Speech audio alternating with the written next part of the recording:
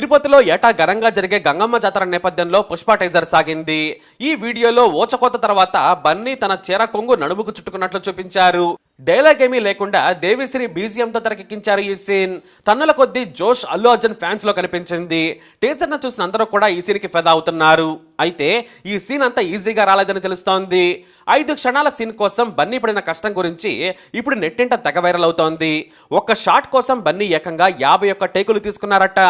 ఆ చీర కొంగు కట్టే విధానం స్క్రీన్ పై బాగా రావాలని ఆయన పట్టుబట్టారట. ఇదే విషయాన్ని సౌండ్ డిజైనర్ రసూల్ చెప్పుకొచ్చారు. ఈ విషయం తెలుసుకున్న బన్నీ ఫ్యాన్స్ సంబరపడిపోతున్నారు. సినిమా కోసం తమ హీరో ఎంత డెడికేటెడ్ గా పనిచేస్తారో చెప్పేందుకు ఇది ఒక ఉదాహరణ అంటూ కమెంట్లు పెడుతున్నారు. ఇక టీజర్ మొత్తం మీరు చూసే ఉంటారు. గంగమ్మ జాతర నేపథ్యంలోనే జరిగింది. ఆ అవతారంలో కనిపించాడు అల్లు అర్జున్. ఆ అవతారానికి ప్రత్యేకమైన స్టోరీ ఉంది. మరి ఆ స్టోరీ ఏంటో చూద్దాం. ఒకప్పుడు చిత్తూరు నుంచి తిరుపతిలోని చాలా ప్రాంతాలు పాలెగొందలు పాలించేవారు. వీరిపైన పెద్ద దొర ఉండేవారు. వీరు జనాలను హింసించి పన్నులు కట్టించి దోచుకొని దొరలకు ఇచ్చేవారు. అయితే ఇక్కడే ఉన్న అవిలాల గ్రామంలోని ఓ పాలెగొందు పరమ దుర్మార్గుడు. జనాలను పీల్చి పిప్పి చేసేవాడు. అంతేకాదు, గ్రామంలో ఎవరైనా సరే పుష్పావతి అయిన అమ్మాయి ఉందని తెలిస్తే తన దగ్గరకు పంపించాల్సిందే. లేదంటే చిత్రహింసలు పెట్టి వారిని చంపేసేవాడు. లేదంటే బహిరంగ శిక్షలతో భయపెట్టేవాడు. ఇక పెళ్లి చేసుకున్న కుర్రాళ్ళు తమ భార్యలు గ్రామానికి వస్తే మొదటి రాత్రి ఈ పాలెగొందులతో జరిపించాలి. ఇలా దారుణాలకు పాల్పడితే ఉండేవాడు ఈ పాలెగొందులు. అప్పుడే జనం గంగమ్మకు మొక్కుకున్నారు. తల్లి, ఈ నీచుడి నుంచి కాపాడు. నీ బిడ్డలను చెరబడుతూ ఉన్నాడు.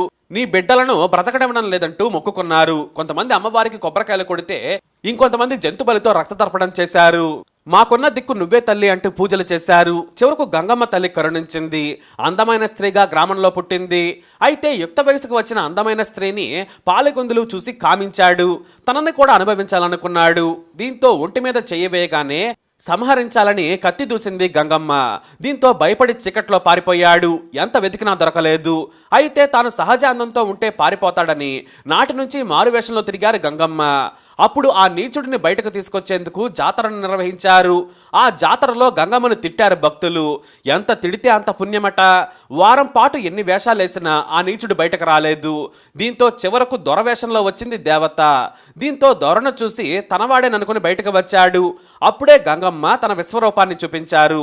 ఆ తల్లి విశ్వరూపం చూసి గ్రామస్తులంతా తన్మయత్వంతో భక్తితో మొక్కారు. కానీ ఆ పాలెగొందలు మాత్రం భయంతో పారిపోయేందుకు ప్రయత్నిస్తే ఒకే కత్తివేటుతో సంహరించేసింది.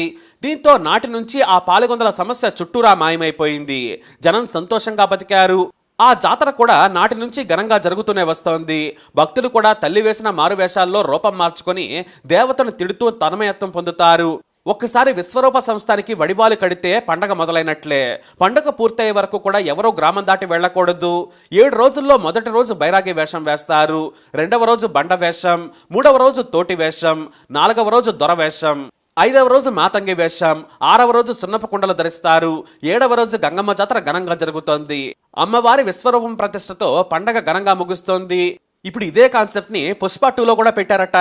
పుష్ప 2లో అల్లు అర్జున్ మారువేషాలతో అడవిలో తిరుగుతాడట. అతన్ని పట్టుకునేందుకు పోలీసులు అడవి మొత్తం కూంబింగ్ చేస్తారు. అయినా వారి కంటపడకుండా విలన్ను చంపేందుకు వారితోనే జాతరలో మారువేషంతో తిరుగుతూ విలన్లను సంహరిస్తాడు. దుష్ట సంహారానికి గంగమ్మ మారువేషంలో తిరిగితే పుష్ప కూడా తన శత్రువులను చంపేందుకు అమ్మవారి వేషం వేసి విలన్లను అంతమొందిస్తాడట. ఇంత గొప్ప జానపద గ్రామ కథను ఇలా సినిమా రూపంలో మనం వచ్చే ఆగస్టులో చూడబోతున్నాం. మరి అల్లు అర్జున్ గెటప్ పై మీరేమంటారు? మీ అభిప్రాయాన్ని కమెంట్ ద్వారా తెలియజేయండి. ఇలాంటి ఇన్ఫర్మేషన్స్ కోసం వీడియో లైక్ చేయండి, షేర్ చేయండి, మా ఛానల్ని సబ్స్క్రైబ్ చేసుకోండి.